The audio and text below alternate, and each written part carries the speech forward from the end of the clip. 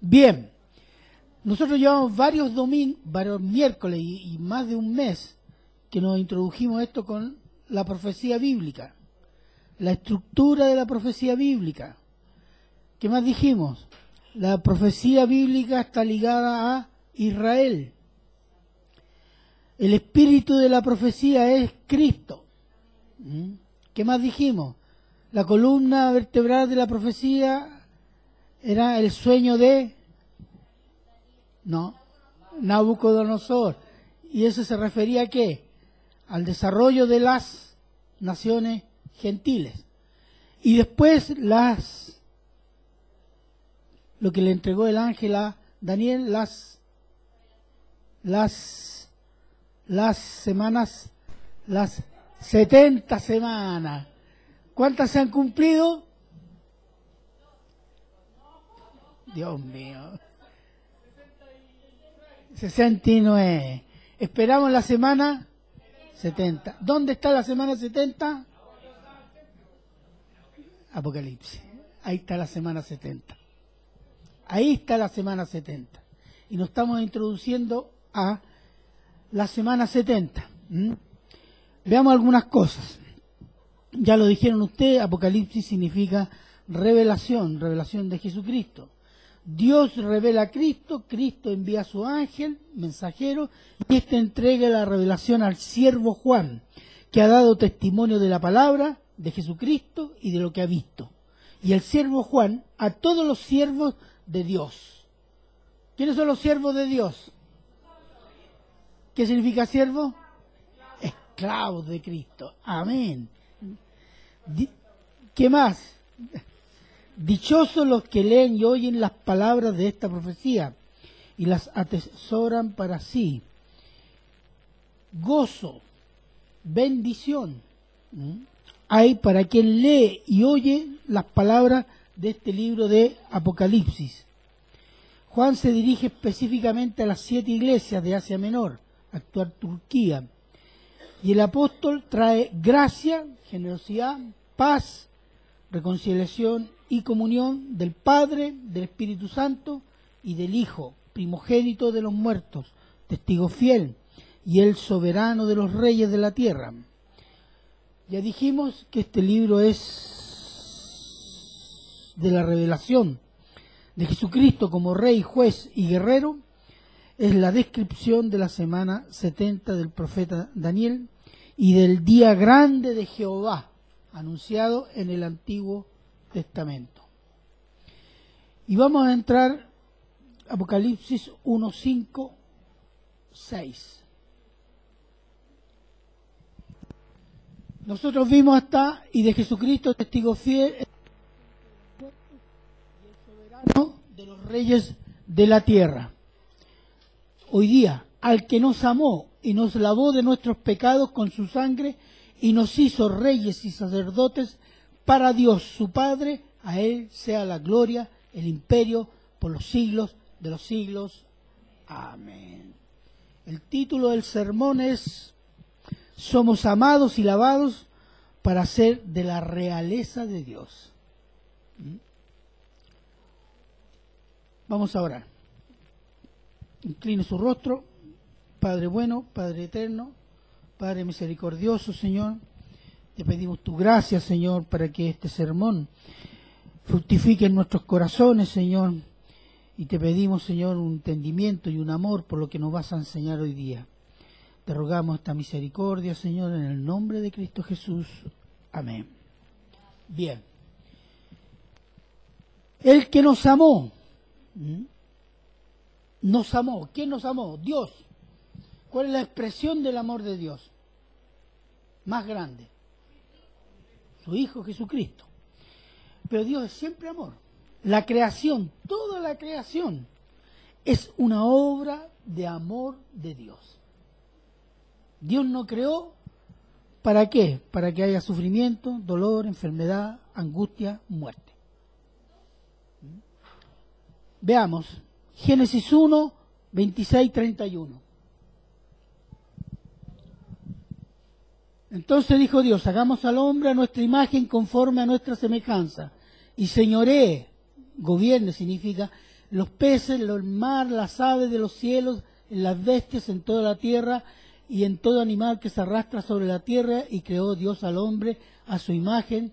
A imagen de Dios lo creó, varón y hembra los creó, y bendijo Dios y les dijo: fructificad y multiplicaos, llenad la tierra, sojuzgadla, señorear en los peces del mar, en las aves, etcétera, etcétera. He aquí os he dado toda planta que da semilla, que está sobre la tierra, todo árbol que hay fruto, que da semilla, os serán para comer, etcétera, etcétera, etcétera, etcétera. Y esto fue la creación. Y la creación fue, ¿cuál es el gobernador de la creación? El hombre. Al hombre le fue dado la mayordomía de la creación.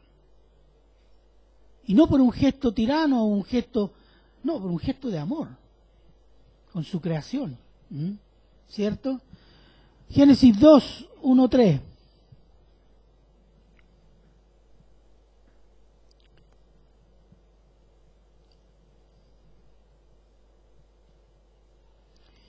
Fueron pues acabados los cielos y la tierra y todo el ejército de ellos, y acabó Dios en el día séptimo la obra que hizo.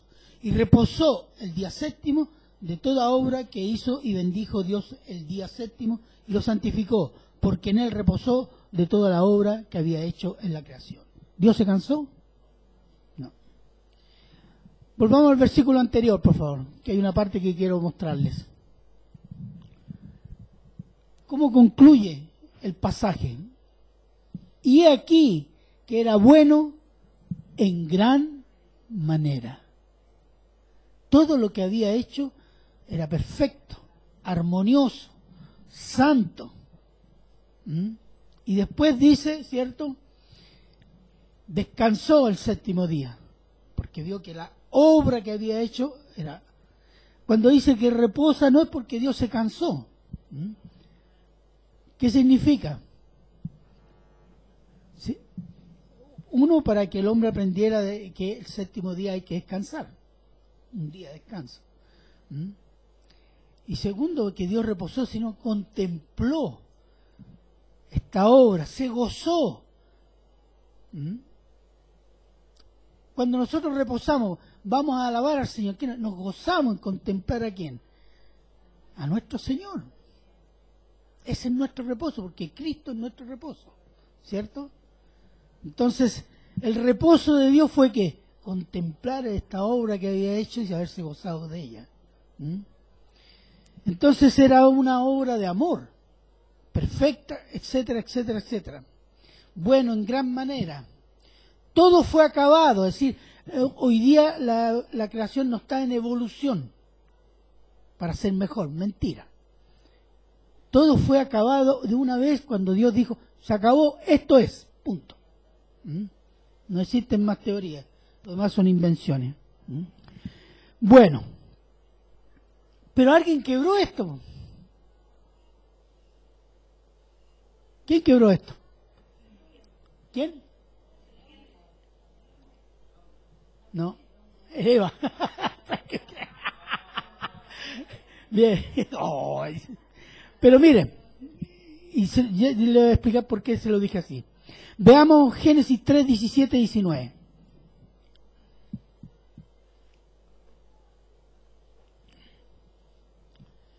Y al hombre dijo, por cuanto obedeciste la voz de tu mujer y comiste del árbol de que te mandé, diciendo, no comerás de él, maldita será la tierra por tu causa. ¿A quién le dio la mayordomía de la creación Dios? ¿Quién cometió el pecado primero? Eva. ¿Pero a quién fue responsable? Por tu culpa será maldita, no dijo por Eva será maldita la tierra. Varón, toma en cuenta esto. Y esto también es en la familia, en la iglesia y en la sociedad. El hombre ha sido capacitado para liderar. El pecado ha arruinado todo, pero eso no excluye la responsabilidad del varón. Y no la excluyó ni siquiera en ese momento. ¿Qué dijo Adán? La mujer que me diste, esa tuvo la culpa, y tú tuviste la culpa porque tú me la diste. Eso es lo que estaba diciendo. ¿Acaso hoy día no se dice lo mismo? Tome nota de eso. Pero Dios le dijo, no, yo te la di a ti. Y por tu culpa es maldecida la tierra, es lo que estamos viviendo ahora. ¿Mm? Y ahí nace ¿qué cosa? El pecado, la muerte, la enfermedad, la vejez, el sufrimiento, la angustia, el dolor. Nació allí. ¿Mm? Pero Dios proveyó inmediatamente una promesa y una solución a la maldición del pecado. Génesis 3:15.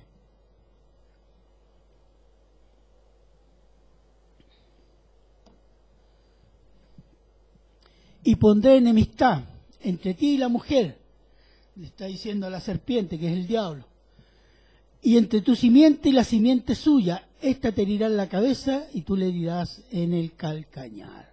Calcañar es tobillo. Bien, la simiente de la mujer. ¿Quién es la simiente de la mujer? Cristo. Dios hizo un castigo por la desobediencia, por la entrada del pecado en el mundo, pero proveyó también una solución. Eso nos habla de un Dios santo y un Dios de amor.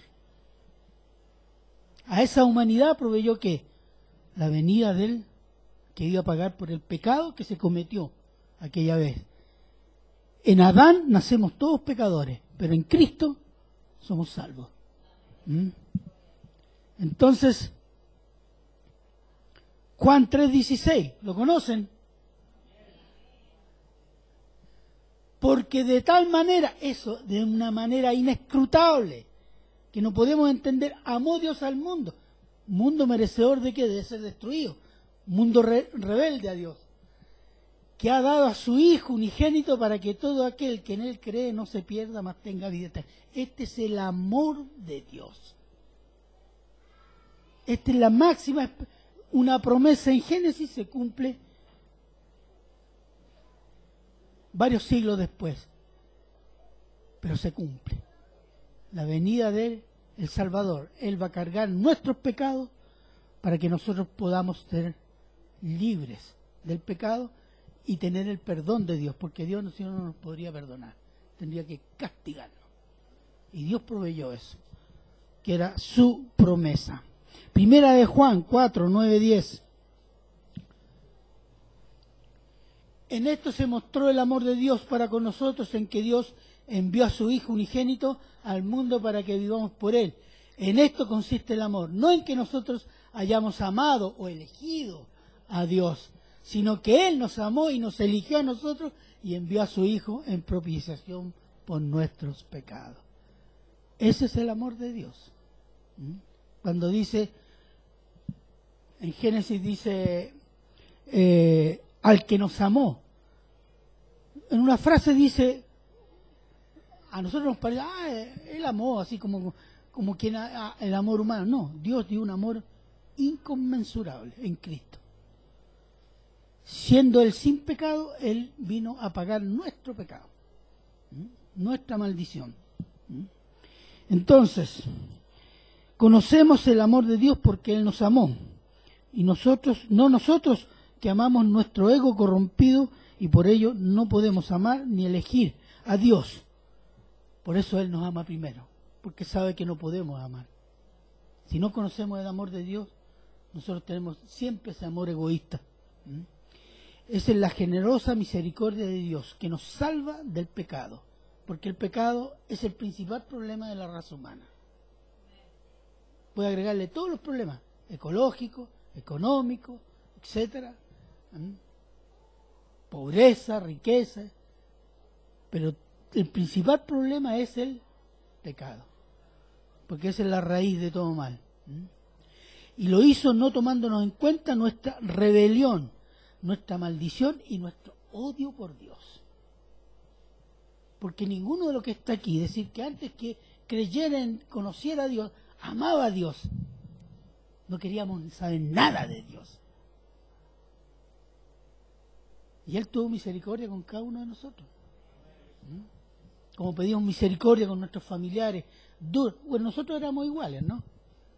Por eso nos atrevemos a pedir, porque por lo que ha hecho en nosotros, ¿cierto? Y ese es el amor, dice, el que nos amó. y nos lavó de nuestros pecados con su sangre. O sea, es decir, con su muerte, porque con su muerte Él paga lo que nosotros deberíamos pagar, ¿cierto? Primera de Pedro 1, 15, 16.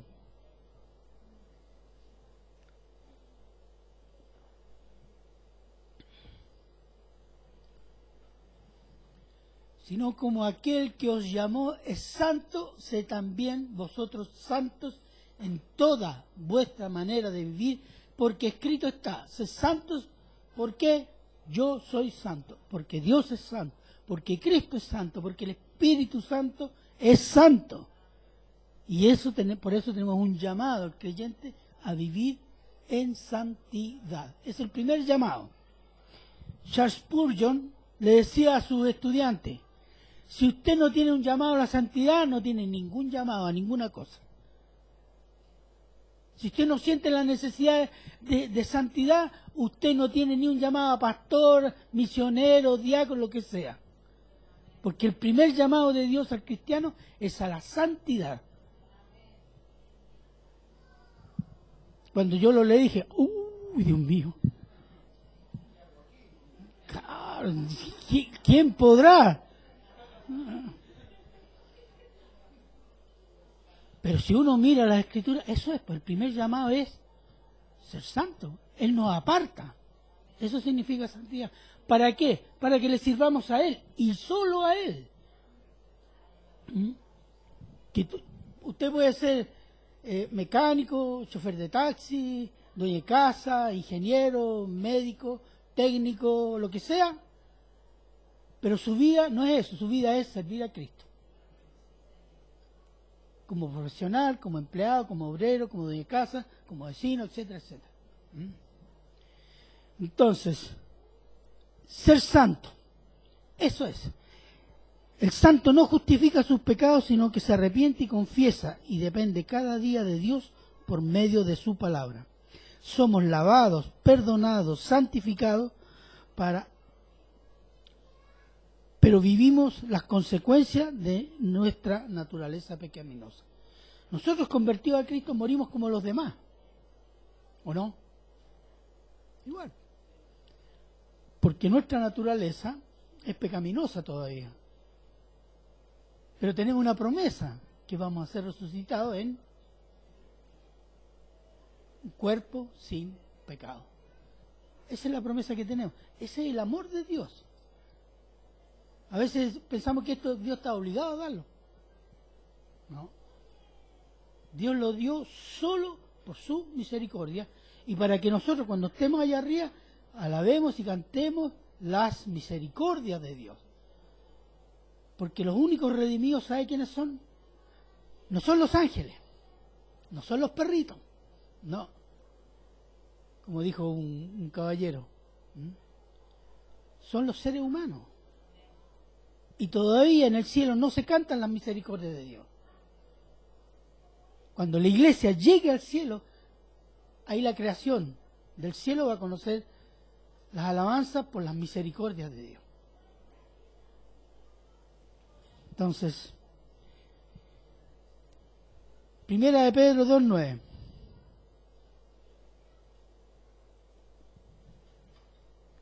Esto ya lo vimos. Yo soy santo. Somos santos, ¿no? Amén. Bien. Y por ello nos hace reyes y sacerdotes. El Señor nunca va a llamar a convertir a una persona que siga viviendo en el pecado para que sea rey y sacerdote.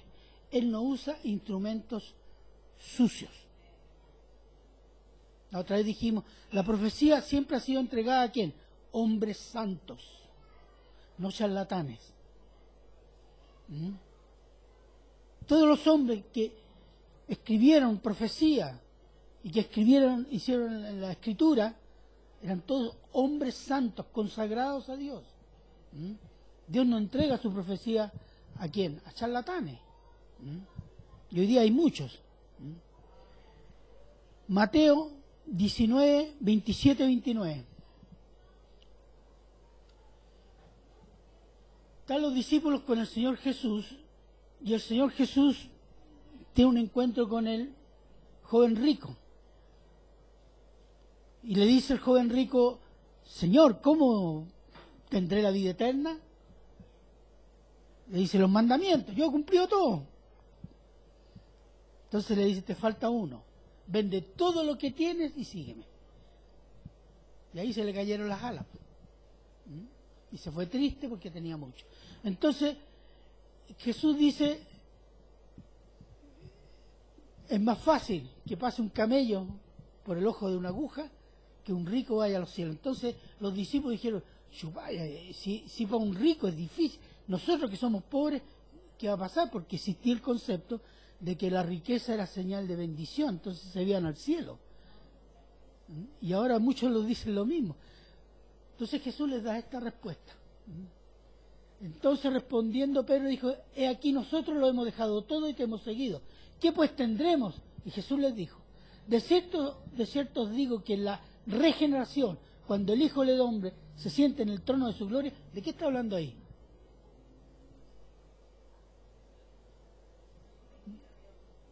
Milenio, el milenio. Cuando Él gobierne en la tierra con todo su poder y esplendor y todas las cosas sean regeneradas, de eso está hablando, vosotros que me habéis seguido también os sentaréis sobre 12 tronos, está hablando de los 12 apóstoles, para juzgar a las 12 tribus de Israel. Y cualquiera que haya dejado casa o hermanos, hermanas, padre o madre, mujer o hijos, tierras por mi nombre, recibirá 100 veces más y heredará la vida eterna. ¿De qué está hablando aquí? Está hablando que en el futuro, cuando Él sea el rey, la iglesia va a gobernar con Cristo.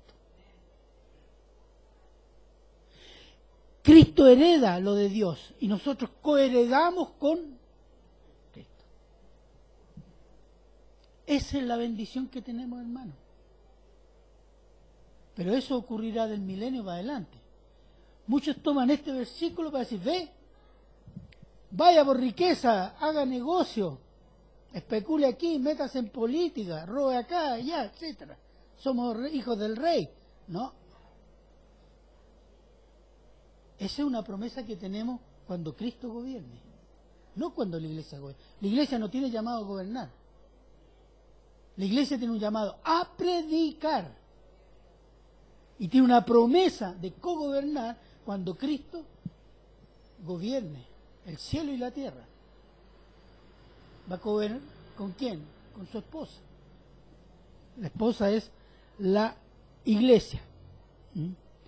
Entonces, y sacerdotes para Dios.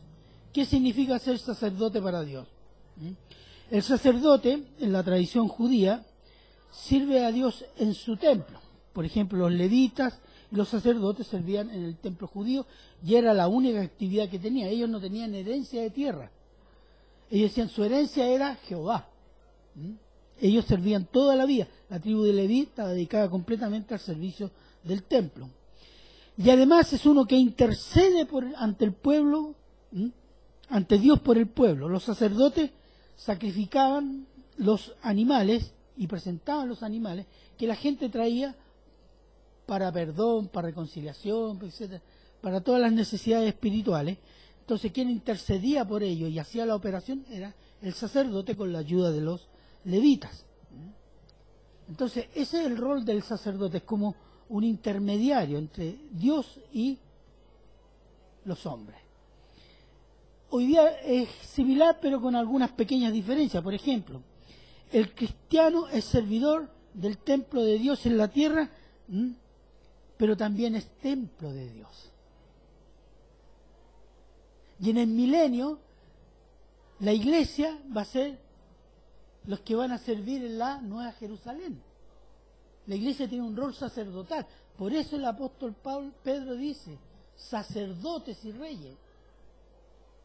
La iglesia, su casa, la promesa que tenemos de Cristo, Juan 14, en casa de mi Padre muchas moradas, en la Nueva Jerusalén, la iglesia hará lo que hacían en el templo antiguo los levitas y los sacerdotes. Ese será, viviremos con Él para siempre, estaremos ahí, participando de las decisiones que tome el Señor. Eso es lo que va a hacer la iglesia. Y hoy día, ¿tenemos un rol sacerdotal? Claro. Tal vez no de rey, porque Cristo todavía no ha venido a gobernar. Espiritualmente sí, pero sí tenemos un rol sacerdotal bien concreto. El cristiano hoy tiene una entrada espiritual en cualquier momento al lugar santísimo. Donde, ¿quién está ahí? Porque nuestro sumo sacerdote, que es Cristo, está allí intercediendo por cada uno de nosotros. Cristo no está en el lugar santísimo intercediendo por el mundo. La intercesión de Cristo en el lugar santísimo es por los creyentes, es la continuación de Juan 17, la oración sacerdotal. Él está intercediendo por cada uno de nosotros, no por el mundo. Él ya decidió que cuando venga el mundo va a ser juzgado. Él viene como juez para el mundo. Entonces, veamos. Hebreos 10, 19, 22. Así que, hermanos, teniendo, mire la palabra gran, libertad para entrar, o sea, en cualquier momento, usted se pone de rodillas, como nos pusimos en delante ahora, nuestra oración está delante de Dios en el lugar santísimo por Cristo Jesús, porque ahí está nuestro sumo sacerdote. En el templo judío, el sacerdote entraba una vez al año al lugar santísimo, con un vaso de sangre para desparramarlo, y era la expiación por los pecados del pueblo. Nosotros tenemos un privilegio espiritual superior, porque superior es Cristo. Y a veces no lo concebimos, no lo entendemos, lo menospreciamos. Pero nosotros tenemos un poder espiritual por los méritos de Cristo Jesús. ¿Usted confía que nuestras oraciones llegaron a la misma presencia de Dios? Sí. Ese es el poder del cristiano. Pero no es por mí, o por usted, o por esta iglesia, o por toda la iglesia, es por Cristo. Porque Él está en el lugar santísimo, y dice, en el lugar santísimo por la sangre de Jesucristo, ¿sí? Habla del sacrificio, por el camino nuevo y vivo que Él nos abrió a través del velo, esto es su carne, su cruz. Cuando Él muere nos abre, ¿qué? Al lugar santísimo. Y teniendo un gran sacerdote sobre la casa de Dios, acerquémonos con corazón sincero, en plena certidumbre de fe, purificados los corazones de mala conciencia y lavados los cuerpos con agua pura. ¿Sí? Santifiquémonos y vamos al Señor, que el Señor nos va a recibir por Cristo Jesús. Entonces tenemos un rol sacerdotal increíble. Cuando uno lo entiende, los judíos no lo tenían. Ellos tenían toda una estructura sacerdotal y una tribu específica para la mediación. Entonces tenemos este privilegio espiritual que es entregado a ¿quién? A la iglesia. Y en el milenio la iglesia, ¿dónde va a estar? En la Nueva Jerusalén sirviendo, haciendo eso.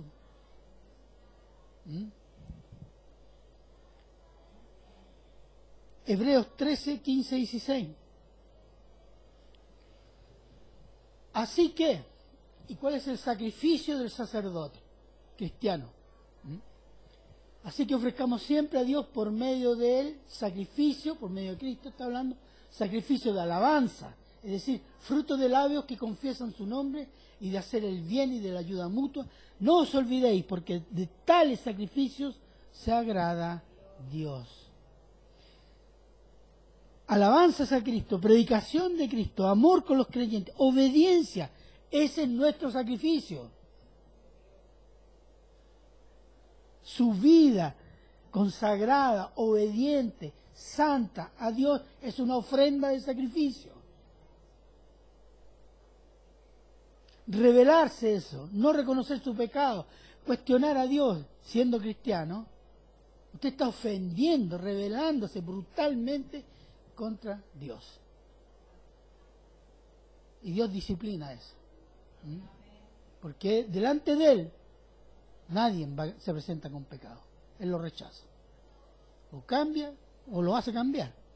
O a la buena, o a la mala, a veces más mala que buena, pero bueno, Él sabe cómo hacerlo. ¿Mm? Entonces el cristiano es sacerdote de Dios, todo creyente. Cuando usted se creyó, puso su fe en Cristo, usted se transformó en un sacerdote de Dios por Cristo Jesús. Hombre, mujer, niño, anciano, lo que sea. A los ojos de Dios, usted es lo más preciado. ¿Por qué? Porque tiene su espíritu. Entonces, no necesitamos el sacerdocio católico. El sacerdocio católico es pagano y hace inútil la obra de Cristo como sumo sacerdote. Es blasfemo el sacerdocio católico. Los apóstoles, los primeros cristianos y los reformadores del siglo XVI siempre hablaron del sacerdocio del creyente. Nunca en los primeros siglos se inventó una estructura como la que existe del catolicismo romano. Eso es posterior. Cuando la doctrina cambió, cuando se hizo iglesia de Estado, cuando se hizo iglesia del imperio, cambió todo. Y adquirieron la estructura de las religiones paganas. Pero eso hace insuficiente, ¿qué cosa? Que tenemos un sumo sacerdote en el lugar santísimo ya. Porque ellos dicen, los que están dentro de la religión católica y la iglesia católica son salvos. Mentira del diablo. Los que están en Cristo son salvos. Es el espíritu de secta. El espíritu de secta dice, no importa sea grande o chica. El espíritu de secta es ese. Los que están aquí conmigo en esta organización son los salvos. Lo mismo dicen los testigos contra Jehová. ¿No? Y toda secta dice eso. Aquí estos son los salvos. Y la Iglesia Católica tiene un espíritu de secta. Y ese es el espíritu del anticristo. Porque somos salvos por la fe en Cristo. Y solo en Cristo. Bien.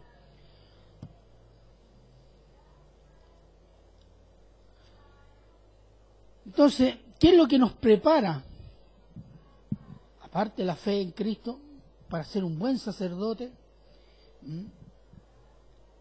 y gobernar en el futuro. Porque en el milenio nosotros vamos a participar de decisiones. Y seguramente el Señor va a decir, ya, César, te quiero que te preocupes de los jóvenes de Asia.